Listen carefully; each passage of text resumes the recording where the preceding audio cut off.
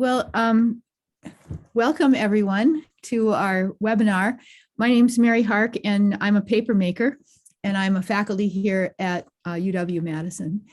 And it's my pleasure to introduce Erica Halverson to, I'm very much looking forward to everyone. I'm very much looking forward to what she has to say. Erica produces 100% hemp paper on a commercial scale. And we're super interested in learning how she does that and why she got started and what the pleasures and challenges have been of that enterprise. She's sitting in California where it's almost 90 degrees, and we're most of us in the Midwest, I think. I'm going to share a fact before I pass the baton. You're going to see in her presentation an image which is the first commercial roll of 100% hemp paper made in the United States. And anybody here that is a paper maker or a paper aficionado will covet that roll. I'm going to go ahead and share my screen.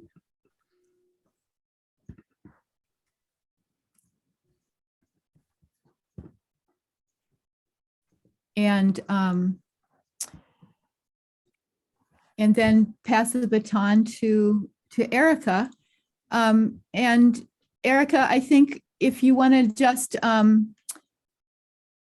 start at the beginning, I think we're all really fascinated about the business side of your enterprise, how it got started, really anything you want to share. I can move perhaps to, well, I'm just going to pass the baton right now. And then I'll move it along in an intuitive way, and you can tell me to stop or go forward as you need. Sure. Well, first of all, I just want to say thank you for the opportunity to have this chat with everybody. I am super passionate about what I'm doing, and any time that I get to talk to other people that have any sort of passion with anything having to do with this section of the world, it is really exciting to me. So I've really been looking forward to having this little chat with you guys. And I do want to let you know that I want it to be a chit chat. We'll have some basic conversation at the start, but I want to know what you guys want to know, and I've got a lot of information to share. So I'm excited. I'll just add that if anybody wants to ask a question, you can feel welcome to unmute yourself and jump in, or you can put it in the chat and somebody's going to pay attention to those questions and either interject at the time or after we take the PowerPoint down. Okay. So first, I'll kind of give you the mini version of how I started Tiny ePaper and why. And it really started with my personal passion for cannabis. It changed my life in a lot of ways, and it is a medicine for me. And I happened to be working at the largest vaporizer company in both the cannabis and the nicotine space at the time, which was Juul and PAX. And I was literally looking at these tiny little vape pods surrounded by all of this tree trash. And I thought to myself, wow, we're selling this medicine and this wellness product in probably the most asshole way possible. And we need to be better about that, because our whole sense of this plant is about community and doing well for our body, mind, and souls. And why would we not include the environment in that? So I did some real hard research, and I found out that there is no company in the world focusing on 100% commercial hemp paper for the cannabis industry specifically. So that became the first goal about why I started Tiny ePaper, was to get the cannabis industry specifically to stop using trees for paper and switch over to self-sustainable hemp paper. And then this illegitimate industry, gets to be a model to every other industry about what truly living a sustainable lifestyle and business model means. So that was the intention of why I started Tiny ePaper. And there's a few reasons why hemp paper is way better than tree paper. And these are just a few of them. First of all, I don't have to use any chemicals to lighten, brighten, whiten, do anything with this raw material to turn it into paper. And just a little fact for you, in order to make tree paper as white as tree paper is, there is an ingredient in there called dioxin. Sorry, just got a little tongue-tied there. Dioxin happens to be one of the ingredients in Agent Orange. And there is so much of that dioxin that has gotten into our water systems and our soil systems because of making paper white and bleaching it, that every female on earth has traces of dioxin in her breast milk. And that's what we're passing on to our kids. And literally that's just to make paper white.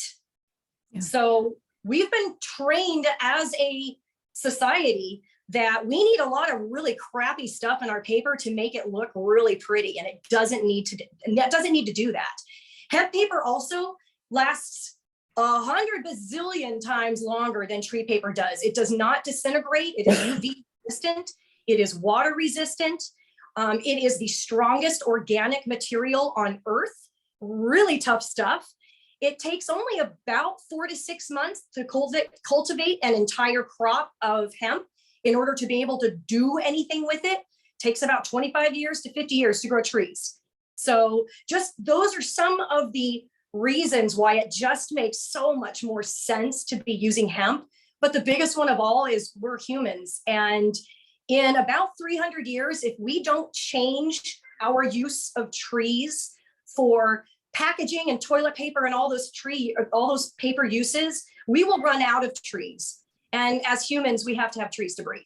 So they're pretty important to us. Another thing is hemp can also revitalize bad soil. And it can take all the toxins and dirty stuff out of bad soil and make it plantable again. So remediation is one of the biggest aspects of why we want to plant this crop in certain fields, is because it can remediate bad soil. And it can also add nitrogen and oxygen back to the soil, which helps out rotating crops like corn and wheat and things like that. So it's got a lot of important things, not only in the creation of it, but in the growing of the plant. So it's awesome. And a lot of you are already going to know this if you are a hand paper maker. It is no different on the commercial side. I'm doing everything you're doing on hand paper, just on a really massively larger scale. And it's very similar. We have to decorticate first because I want mostly the bast fibers on the outside. I want very little of the inner core of hurd fibers, which makes on the supply chain side, which is one of the main reasons that I'm trying to build both the downstream and upstream supply chain in order to make all this happen. I'm a great partner for companies that make animal bedding or kitty litter or hardwood floors, because they need most of that hurd on the inside. And so we can partner up, and what I don't need, we can give to them. And so that's just as far as the parts of the plant that I use. The males give a far more of the bast on the outside, and they have a much smaller core than the females do. But as you probably may know, you only want the males around if you're growing for seeds. So Erica, could I ask you, are you planting? I mean, do you have acreage that you're planting, or are you partnering with? Yeah. Good question. Let me give you my business model, because I think that will help you understand where that's at. So I am going to not be a grower or a processor myself. What I am going to do is I am going to be a company that supports those companies and helps them scale so we can get the entire supply chain moving within the United States. And by doing that, I can also support these folks all over the country, because it costs a lot of money to ship this stuff all over the place. And I don't have a lot of processors and a lot of growers right now that are in like nice little hub areas. So if I can support 3 different processors throughout the United States and 20 different farmers within all of these different silos, that's a lot more love that can be spread around to the industry. So you're partnering with farmers who are growing the raw material, they're harvesting it, and then you're a broker that makes sure their product gets to a processing spot. I am not a broker. Then I have a partnership with a paper mill, and the paper mill and I then pay for that raw material, and we're paying fair market value without a broker or a middleman. Okay. And right now, that's because the downstream supply chain doesn't exist. We are actually creating pricing in real time right now. So it's a way that we can make sure by working directly with the farmers that we're giving them a fair market value, because we get to negotiate that with them. And the So great part is, these are probably really elemental questions, but when the farmers are taking down the plant, are you sending the whole plant to the factory in order to get, yeah. Yeah, I can do both. For my paper needs, I'm taking the whole plant. The parts of the plant that I can't use, I'm working with an eco recycling company, and I'm creating living soil that goes back to the farmers that I'm partnered with, because that gives them better crops. The rest of the plant, I can use quite a bit of it. Even the sticks and stems have fiber content to them. So I can use quite a bit of the plant. And I'm actually you're even chipping you're chipping the sticks to put into the pulp? Yep. I have to use a Hollander beater, just like you guys do, but mine holds 50,000 pounds of material or 10,000 pounds of material. And that's at that's at the factory that you work with? Correct. And so one of the other great things about the processing of this plant is no matter what you're making out of it, whether it's textiles, paper, biofuel, plastics, it still has about 2/3 of the same processing. And so these two types of hemp right now, the one on my left-hand side is cottonized. That's what you make textiles at. The one on the other side is what we make is the dry bast fibers, and that's what I make paper out of. When I do a mix of both of those, that's how I make the soft paper goods like toilet paper and paper towels. Right. So the way that our supply chain, we can share a lot of these processes with each other. Was the factory that you're working with, what were they doing before they met you? I mean, did they have the equipment were they processing other kinds of fibers? They have been a regular tree paper company for 125 years. So and they are very interested in the renewable resources, in sustainability, because that's where the future of tree products is going. So did they have to add additional machinery in order to get the fiber to the place where it could go into the Hollander beater? No, there is probably 98 to 97% of this process that is the exact same as tree paper. It's also the exact same as your hand making of the hemp paper. It's just on a way bigger scale. Yeah. But a lot of it is exactly the same. And hemp paper is not new. It's been around for thousands of years. It's widely sold in other countries. It's just been on prohibition. So when you found the company or the factory that you were going to work with, they were, in a sense, they were primed. They were ready to look for a new product or a new raw material. They were ready to go into that, and they were looking for somebody that had already had experience making hemp paper on that commercial scale. And I already had made 5 rolls by the time I worked with them. So I had the experience, and also they're a company that currently doesn't have any ties to the cannabis industry. And they also really believe in my mission of getting the cannabis industry in particular to switch over, because it's low-hanging fruit. It makes so much sense.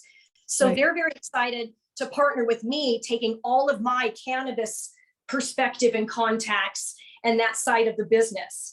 And so when we work together, I'll be representing all of the cannabis and 100% hemp paper that doesn't use any chemicals and things with this other company. And we'll announce that in about 3 weeks, who that is.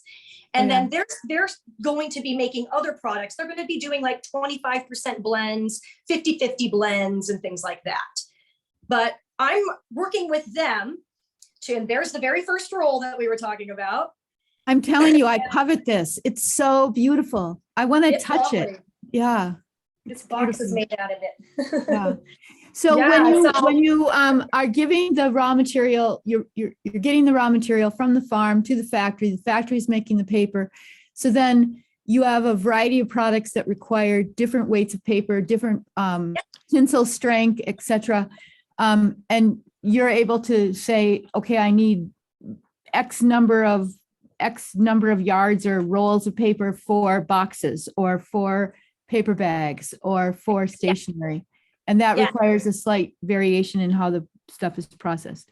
So what I'm fundraising for right now and getting investment for is to create the upstream supply chain, because once we make these rolls of paper, I have to make something out of it. Otherwise, that roll of paper just sits on the factory floor.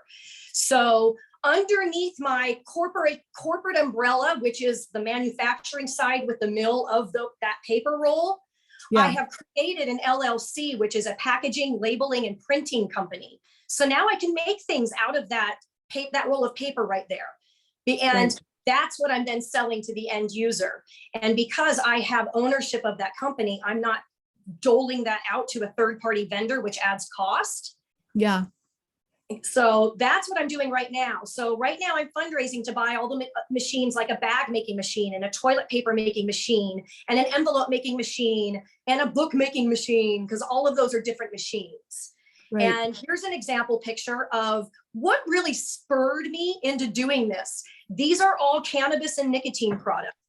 And just an example of all the different products that can be switched over to hemp paper that can add a value proposition to all of those brands. Right. And to their consumer appeal. Right. Well, the story is so compelling, and everybody really is on board with environmental sustainability that, I mean, it feels like it has relevance well beyond the cannabis industry. Like, absolutely. In fact, there's a lot of things coming that are going to create almost like a perfect storm for hemp paper, if you will. Right now, tree paper is going through this funky thing. It's got a supply and demand issue. Its commodity pricing has shot through the roof in the last 6 months.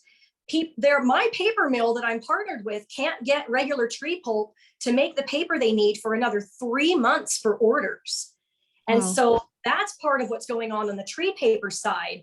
On the legislation side, the COP26 United Nations gathering that just happened in Geneva in November, there are now 126 countries that have all committed by the year 2030 to stop all deforestation. Well, that's going to force another alternative for paper and for housing and for things like that. Right. There's also going to be bills that are being passed by different states that are going to be like dominoes throughout other states in and out of cannabis. New York has a governor from Albany that just put through a bill to get every cannabis company in New York at least 30% hemp paper packaging for all cannabis packaging, trying to not only switch from trees, but also switch from plastic. Right. So once a state like New York passes a law like that, Washington State, Colorado, Oregon, California automatically are the 4 states that are going to follow suit. And then from there, it's just a trickle effect. Right. So there's a lot that's happening that's making this super, super viable. Right. I'm going to flip through some of the images of some of your other products. Yeah. I have a question. Yeah, Deborah, go ahead, Deborah. Yeah, my question for you is, are you, like thinking about that we have cannabis that is, we have hemp, you're referring to it as cannabis. Like, is there a specific, just like you think about flax, there are certain varieties of flax that are going to give you better content of your fibers than others that are more designed for flax seed. How does that play a role in what you are doing? So very much like other organic matter that is used for paper making, there are different varieties of hemp, industrial hemp, that work better than other varieties. And we're finding that out as we're able to get more raw material grown that we get to use and test. Because it's just such a nascent market right now that there's not a lot of options for raw material from the States in particular. So we're finding it, we're actually starting, I'm part of 2 different organizations that are industrial hemp specific, and we're starting to create lists of genetics that work for different hemp products. Like, this is what you need for textiles. This is what works better for paper. This works better for animal bedding, things like that.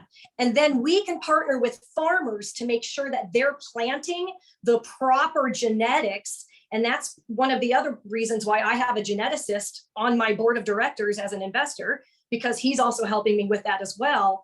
And I'm also looking to partner with other types of communities that have been affected and marginalized by anything that's gone on in the United States. And I'm talking specifically about indigenous tribes. They have a lot of land space, and a lot of it also needs remediation. And they are a group that in particular is very, very interested in getting into the growing side.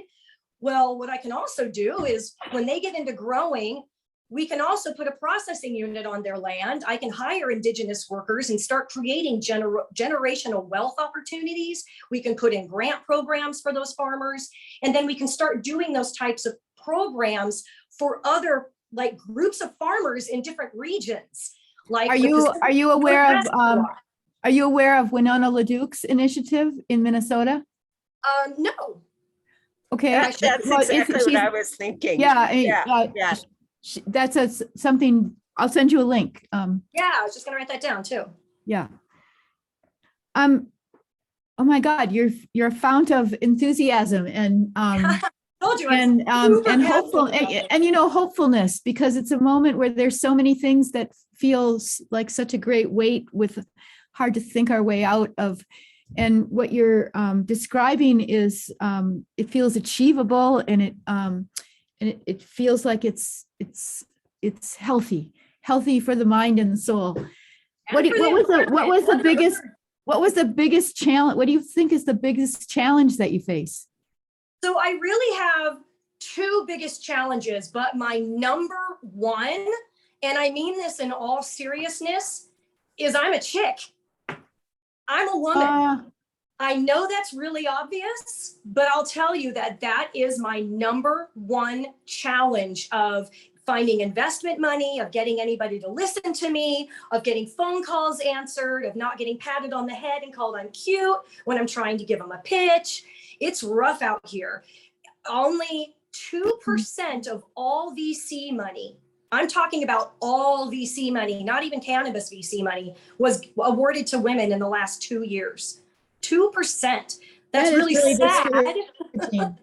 Dang. And there's only, in the year 2021, there was only 22% of female executives in the cannabis industry. So it's my number one challenge is being a woman, and I have to work extra hard, and that's just how it is, but I'm still going to make it. The other biggest challenge is this is such a nascent industry. I've been doing this for 4 years. There has been zero supply chain. Up until 6 months ago, I was getting all of my hemp from Europe because I had nowhere to get it in the States. And even if I had growers growing it, I had no processors. I couldn't decorticate. I couldn't turn it into a pulp. So that's one of the biggest things that has taken me a long time to get to that commercial level, is because none of this has existed before. And so we're building it. Right. But we'll get there. Yeah. I think what we can do is I can turn the PowerPoint off. What's the Hemp Pledge, by the way? It's from your website, right? Hemp Pledge is another website, a tiny e-paper Hemp Pledge. I'm going to be doing a lot more with this when I officially launch with my new paper mill in the next 3 weeks, but this is a pledge that people can sign up for. And what I'm eventually going to have is a 30-day calendar of things we can do to forward the hemp movement. Anything that's easy, from talking to somebody about hemp, that there's a difference between CBD hemp and industrial hemp, telling people that you can make things like paper and plastics and things out of it, that there's no THC in it. There's a lot of things that we need to happen with regular people in order for hemp really to go anywhere in the industry. There's a lot of people that still think that marijuana and hemp are the same plant. Right. So it's that education that needs to happen. And anybody who's passionate about this plant, there's easy things that we can do to help move that along. Yeah. Well, Erica, I'm going to stop sharing my screen so that everybody who's with us, if you're welcome to show your smiles. We don't have a mask on anymore, so we can smile at each other. And I would like to open it up for any questions or comments, or I hope that we can have a robust conversation in response to this very energetic description of this wonderful company. Well, I'm just thinking about how Wisconsin, we are, so associated with two things, the paper industry and with hemp. I mean, we have that history of hemp being used for things like making rope. So industrial hemp is part of, something that's been part of industry in the state. And then I'm thinking about the I don't know how are now, Shelby, I'm sure the most aware among us, although I might be making presumptions here as far as how how the current permitting structure is going, and how much, if anybody specifically is doing industrial hemp growing besides the university. Yeah, excuse my voice, but so in the state of Wisconsin, we've been legally allowed to grow hemp since 2018. In 2019 and 2020, Wisconsin was probably in the top 5 to 8 in ranking of number of acreage that was grown. We grew a lot, but like every other state, it was primarily for CBD production. Like the rest of the country, that dropped drastically in 2021. And now, similar, I think this year, a lot of people are interested in growing for fiber production. So, the calls that I get for how to grow for CBD have all transitioned to how to grow for fiber.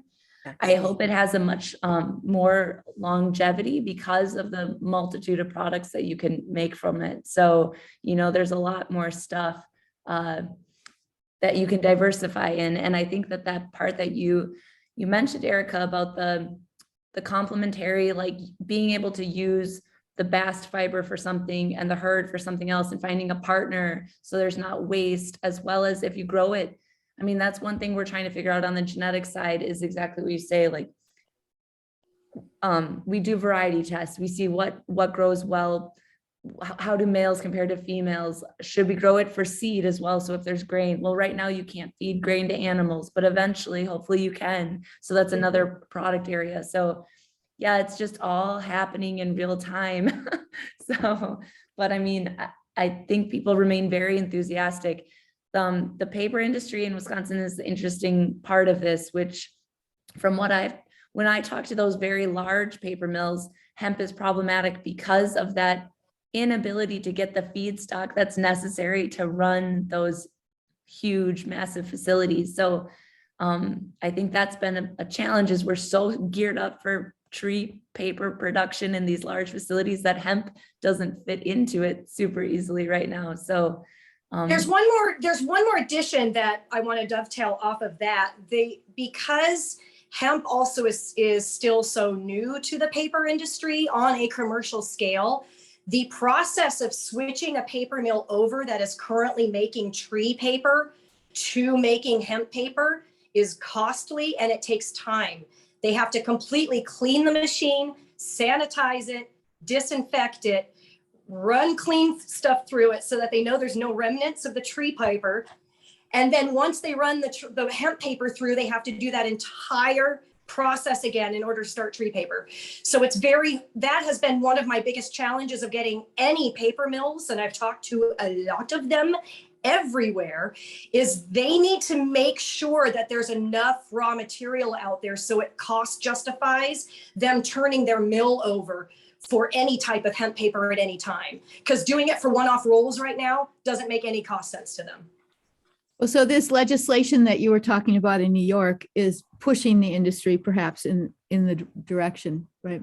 Yes, and the 2 paper mills that I have worked with most extensively that created all of the rolls of paper I've got behind me, and there's been 2 different ones, both of them are in New York.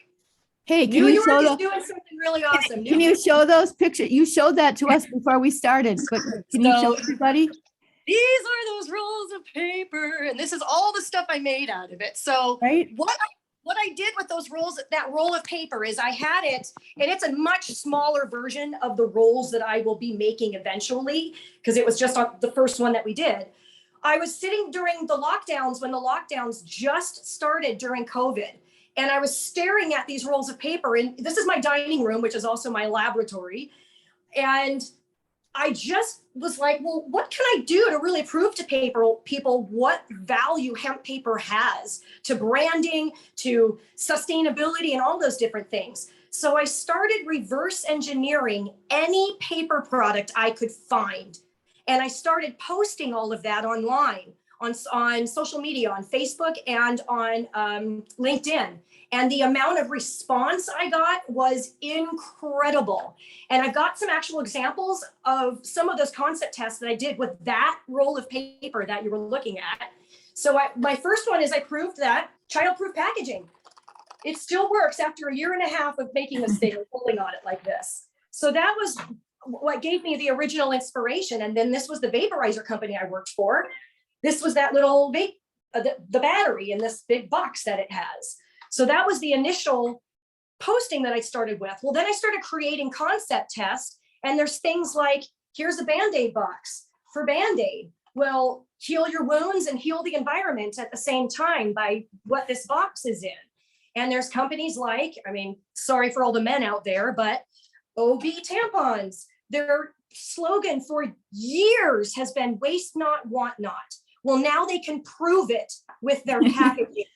Yeah. And restaurant companies are giving away more of these boxes now because of COVID, and they're giving away more paper bags because of COVID. Now we don't have to feel bad about them. And guess what? Hemp is also naturally antibacterial. So I don't have to do the same coating of chemicals on this to get it FDA certified. So there's a lot of value that hemp paper has just by making that switch to different companies, just by talking about making that change. And the other thing is I can make this paper look really different for all different uses. I can make it have not very many fibers to it. Here's one of my envelopes. Or I can make it have a lot of grains so that it forces people to ask that question of, why, that's different. Why isn't it stark white? And why can I see these little speckles in it? And then you have forces the conversation. Well, because it's not treats. Yeah. I wanted to ask, you said that you were just recently able to source the fiber from the US, but which state, where were you able to find that? Yeah, and it's not just sourcing the fiber, it's sourcing enough of it. To make one roll of paper, I need 75,000 to 100,000 pounds of fiber. Where does that what's the amount of it? How is your roll defined? Is it by weight? That is by weight. That's how the pounds going in is how we understand the pounds coming out. And the pounds coming out is dependent on the stock weight and things like that. But that's been the problem, is right now there are 6 different states that I'm getting the fiber from. And I think you can probably name all of them because there's not that many that are growing that much fiber. And so that's one of the things as I'm talking to newer farmers about, especially farmers that have been planting CBD and got hurt back between 2019 and 2021. It was really bad for CBD farmers. Well, a lot of them are thinking about switching over to industrial hemp right now. They can start off small, work with a company like mine, and I can help them scale. And if they've already got CBD acreage, just start off with 1/4 of that. And if it doesn't work, you can switch back to CBD. That's the thing about this too, is you don't have to be committal because it only takes 4 to 6 months to one specific type of hemp plant. You can go back and forth and split up your fields. And Erica, how does that, I mean, not that I'm a farmer or have any real knowledge of how this plays out, but curious about like how then these new industries that are coming with the industrial hemp are figuring out what they'll pay per pound or by, Right. Like how does that compare to with what CBD is? And is that like does a farmer mark everything from there because that's what they knew and now they have to think of it differently? Or how does that work in your experience? We are starting the very same arc that both cannabis flower and CBD went on their journeys of price per pounds and how that roller coaster went. We're going on the same ride and we're working all that pricing out real time. Right now, there's 2 different types of buyers and sellers. Those that want to go through a broker and those that don't want anything to do with them. And I'm one of the ones that want nothing to do with them because they're the ones that add costs because they are the middleman who needs to make money. And the more I can work with direct farmers, the more I can guarantee fair market value. So one of the things that I'm talking about with my indigenous farmers, for example, to start to create a bar, because we don't want to commoditize this off the bat too early either, is matching a pricing that's already out there, like soy, that has already been stabilized and already has found its ground and where its normalization is, and then work from that. But right now I'm getting pricing that is all over the place. The good part of that is tree pulp pricing is now over $1. I just got a quote for it yesterday, over $1 a pound for tree pulp. The more that gets higher, the more it gets parity with everything we're doing in hemp. So that's one of the really funky things that's going on the tree pulp side that's helping us out a lot. Yeah. Cool. It is cool.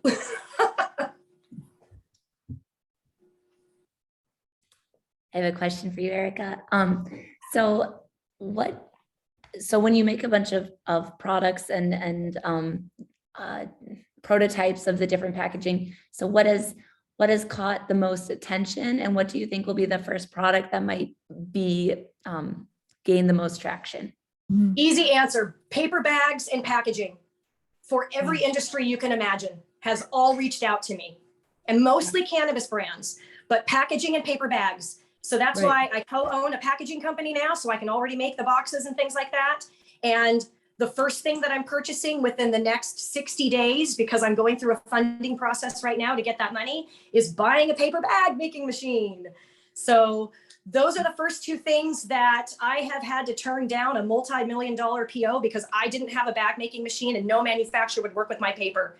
And so I'm going to buy one. They wouldn't work with it because it wasn't meeting like the standard size or the standard. Don't want to touch hemp. They want nothing to do with it. They don't understand it. Oh. Yeah, it's just a scare factor. They need to be educated. And once they see Tiny ePaper as the only hemp paper bag manufacturer in North America, they're going to wonder how I was able to do that. Well, I also think the range of aesthetic that you're able to produce. So you have that really organic looking, earthy looking, tactile sheet, but you also have that very elegant, fine surface, almost reflective. That and of course it's possible to tint that with colors, or I mean, there's all as a hand paper maker, I know that there's no end to what's possible. Yep. That again, it's a matter of education because people are just used to something. Well, and the great part about where I'm at scaling right now is every single paper order that I take is custom made paper. So you get to tell me what you want it to look like. Yeah.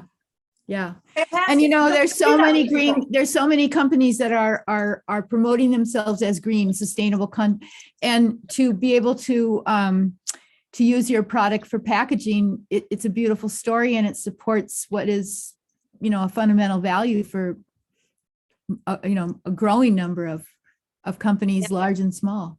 Yeah, it brings a value proposition to anybody that makes this switch. And one of the other things that I'm trying to do with my entire ecosystem is the other thing that I do is I can utilize up to 50% of my raw material as post-extraction CBD waste. And the CBD extractors give it to me for free. And then I can make that CBD extractor, I can make their packaging out of their own waste, which is a huge message that they can give their branding and their customers. I mean, that's fantastic. So because I utilize waste to make my paper, and one of the things I'm also doing is working with a biochemist, and he's created an enzyme that will eat away all the icky stuff out of the black liquor or the black licorice, which is the waste from commercial paper making. And it turns that black liquor into recyclable water I can put back into the paper making process. Doing that makes me carbon neutral. I will then, because I'm utilizing waste and then making the living soil out of the waste I can't use, that's where I become carbon negative. And then I will have carbon credits to offer other cannabis companies as well. So that's another part of the business model that I have that I've been working on right now. You're a hero. Thank you. But it's a model. You know what? It's a model. It's such a model for ways of being inventive and creative and forward thinking. It's exactly what our world needs in almost every, no matter what our enterprise might be. But I'm really inspired. I'm really inspired by your you. energy and your story. Yeah. Thank you. Well, that inspires me. I know there's a few hand paper makers in the group here. And I'm just calling them out as their teacher. Like we're going to be making paper by hand tomorrow with some of the pulp that has come from Shelby's farm. That sounds exciting. I wish you could come. It's so much fun. Yeah. Well, I don't know if I don't know if you can see it through the window. So pardon me if there is a glare. Let me see. Yeah, I'm going to walk outside for a second because I want to show you guys something. This is a little treat you didn't even know I was going to show you. I have an industrial hemp paper school in my front yard. I have all these hemp plants that I'm growing that have sign on them about hemp and what it does. It was federally legalized, talks about how it's antibacterial, talks about how there's no CBD, and no joke, it's not weed. And I have to tell you, these plants, Beautiful.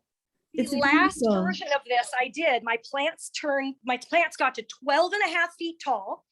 And I had males and females that I actually let hang out together because I wanted to get some more seeds. And I got over 200 seeds. So the plants I just showed you are seeds from the last grow that I had. So I've now completed the entire life's process. Wow. So having it in my front yard here, we've been calling, and my friends and I call industrial hemp the front yard weed. And I live in downtown Long Beach, California. This has been so popular. I have people every day that stop and take pictures. They stop and have conversations. I have educational moments with kids and their parents, with grandparents, with every type of person you can imagine, which is why I did it again. It was so successful the first time I did it that everybody, when I had to chop them down and let them go, everybody was like, well, where'd they go? We missed your plants. Erica, I am particularly interested in your entrepreneurial efforts with this project. You know, I think there are so many stopping points where we're all trying to invent this thing that doesn't exist. And the fact that you've really pushed through and found so many solutions and have multiple companies. And I guess my question is about, you know, how do you do you have partner? I mean, it sounds like there's some partners, but how do you find the people that are going to support you in these multiple efforts? Because now you're not just doing one thing, making the paper, you're making the packaging, like you have to reinvent it all. Yes. Well, great question. So up until about maybe 3 or 4 months ago, when I created that LLC, I had been doing all of this by myself. I have 3 friends and family that were my first investors. One is a guy that I went to high school with and graduated high school with. Another person is a guy that I worked at Jewel with. So he's one of the ones that got paid out when Big Tobacco took him over. So I've got Big Tobacco money invested into us. And then another one is a friend of mine that I've known for many, many years. She has never minded me letting everybody know about this. I don't know if you guys have recently read of the Women in Cannabis report that was done by a lady named Jennifer Wetzel. It was the first ever comprehensive study about women working in cannabis and what her experiences are like and things like that. She is one of my friends and family investors and board of director advisors. So those are the type of people that I have brought onto what I call my tiny team. And they're mostly people that I've had relationships with a long time that I trust and care about these folks. And it's just been such an honor to have them on board. The new partners that I have that are the co-partners I have in the packaging and labeling company, they came to me as a referral from another friend of mine as a possible just synergistic partner to work with because they're making regular packaging as well. And they just started an offshoot where they're making cannabis packaging, but it's all tree paper. And so when I originally thought about working with them, hang on, my dog's freaking out. Oh, she's good. So when I originally thought about working with them, I'm like, wait a second, why don't I, instead of just talking to these folks and seeing if I can be a vendor, which adds cost to every time I make a box, which I have to pass on to customers. And the number one thing about anybody saying no to this is cost. then why don't I just become partners with one where we can profit share? I'll give them a percentage, and that way we all make revenue off of it, and I reward them for being a partner versus just paying an invoice cost. Like, Right. that's not very fun. Why not have more fun? Right. And let's make a lot more money with that. So what I did is that's why I tied this LLC as a vertically integrated customer to my corporation. That is one of the best investment models that funding people want to see, because that guarantees each success. This will always be buying the product from this guy, and this guy will always be supporting this one because they're buying the raw material to make all of this. So that's kind of what my inspiration has been, is to create, well, to be honest, I knew when I started this company that I wanted to be acquired at some point. So I've been trying to make my company as valuable as possible. So by adding that underneath my corporate umbrella, I just increased the valuation of the whole entire corporate structure. Sure. One of the students that are here asks, she's an undergraduate student, and she says, do you have potential job opportunities? She wants to join. Yes. She wants to join up. Yes. In the future, I will. Yeah, so what's happening right now with my timing is I'm completing this funding round. I'm going to have all of that completed within the next 30 to 60 days. It's just processing of paperwork and all that fun stuff. And then I have a trial with my new paper mill that's happening the last week of April. And that's the trial where my new mill and I proved that we can do this all together now and create these new rolls of paper. And once that's complete, that's when everything hits the fan. And that's when I'll be ready to start scaling big time. Because once I get that paper bag making machine, that bag making machine is going to be on 365 days, 24 hours a day. And so that's when I'm going to start understanding what my hiring prospects are going to be. My first one I know is going to be an SEO person for websites and things like that. So yeah, Somebody, as I scale, I'll know that. Dave asks, have you considered taking your story to Shark Tank? So yes, I actually got asked that a lot. There's two reasons why I will not do that. Number one is I never want to give away 20 to 30 to 40% of my company, and that's typically what they'll ask for. So I'm more in the 3 to 5 to 10% land of what I want to give away, and they're looking for more because they can typically do more for a company, and I've already done a lot of the hard work that they would have done for me at this point.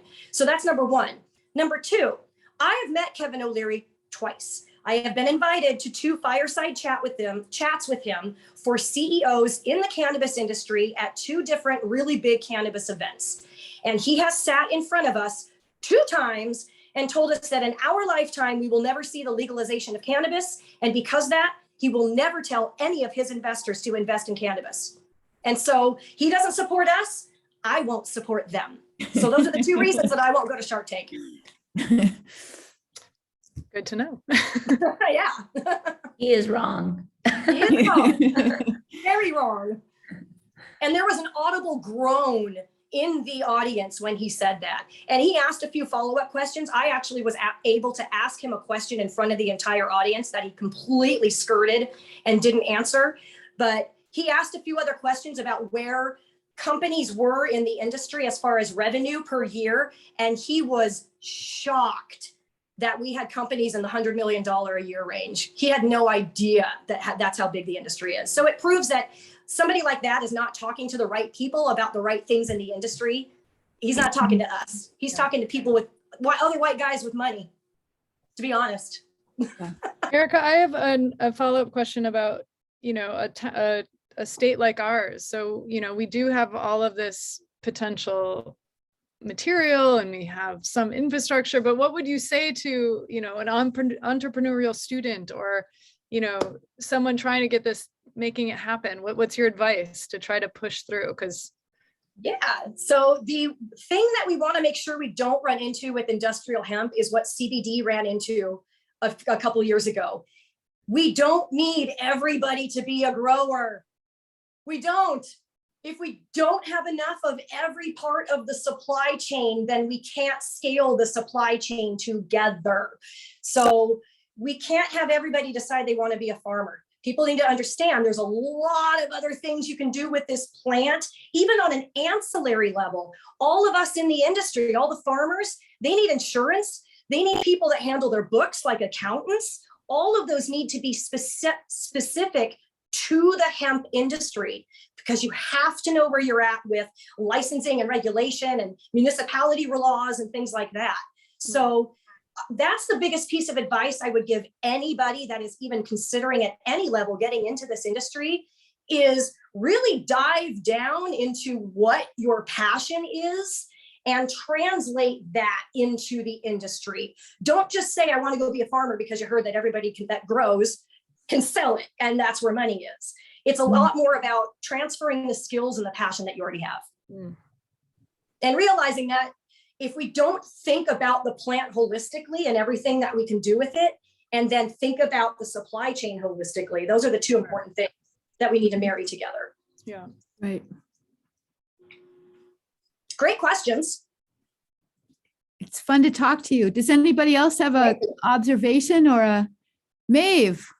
Yay, Maeve is by the way, a top shelf hand paper maker. Beaming in from Iowa. Yeah, I had a question. I am a person, or I guess a lot of my paper deals with the waste material from plants. So I've been working with banana and pineapple. And yeah, so I use just the waste product. And I was wondering if you had any advice for someone like myself, to approach other companies or people. For example, like I've only approached like botanical gardens asking them for waste products to make paper from, but like, yeah, do you have any advice if I were to approach like a bigger company or just any companies in general? Yeah, the number one thing is have conviction behind everything that you say. If you don't believe it and believe in yourself, nobody will. So that's the very first thing that I would tell anybody. But second is do research about what that company might like, about any synergies you have or anything like that, and come with as much data and research to kind of wow them about the potential that's possible. Because a lot of people can't yet wrap their head around what that means to make paper out of waste and how that affects them on a daily life. So understanding how you can connect the dots between what you're trying to do and like, what are you trying to do? What's your end goal for turning that waste into paper? Where are you trying to take that? What are you trying to do with it? Are you trying to create a mission out of fruit for paper or something like that? And that's where that will go. It's just kind of filling your backstory. Mm-hmm. Awesome. Thank you so much. You're welcome. Keep going. That sounds awesome, by the way. Oh, thanks. I want to know the origin of the name of the company. Oh, thank you for asking me that. So Tiny E Paper is the name of the company. Tiny E was a nickname that my dad gave me as a little girl. And my dad passed away, it will be 5 years ago next month. And he never got to see me actually create Tiny E Paper. But we used to talk about being on your path of life a lot. And we used to have these really great discussions about almost anything. And while he was alive, I never got to tell him that I truly felt like I was on my life path until I started this company.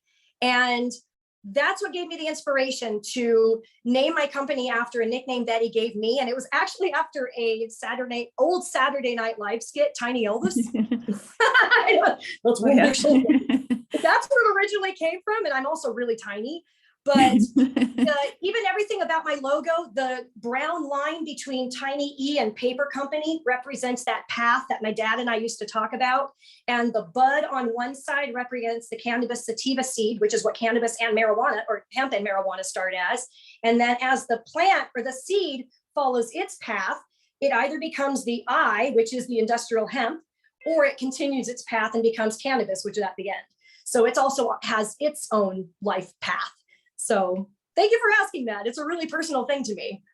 Well, you might be tiny in stature, but I think you are very big in spirit and energy.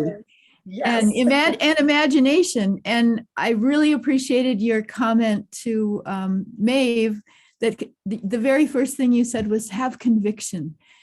and your conviction comes through loud and clear, and Thank is very you. inspiring. Well, this is important. It's an important plant, and anybody who gets into any facet of this plant is important to the entire industry. So we're in a really unique position right now. We're creating the industry in real time, and that's a big responsibility. Well, if we don't have, does anybody else have any other questions or comments or anything else they'd like to share? Well, I just want to thank you most heartily. It was, 5 o'clock at the end of the day, and I was kind of tired, and I feel all jazzed. So Yay! thank you so Awesome. very much. Well, thanks to you I- guys, and thanks for everybody that's here. And yeah, you're welcome, Samantha, and everybody, Dave, and I can see the messages coming through. Thank you to all of you guys. That's awesome. It was such a pleasure. We're sending you all the best wishes for what's happening in the next few months for you, and I think Keep we'll us all be posted. following your progress. Yeah. Yeah, and feel free to follow me on LinkedIn as well, and let's all keep in touch and see where this journey can take Absolutely. us. Thank you so very much, Awesome. Erica. Thanks, Thank you. Erica. Bye, everybody. Bye. Thank you. Hi. Thanks, everyone. Deborah, thanks for coming. Great to see you. Thank you so much for this.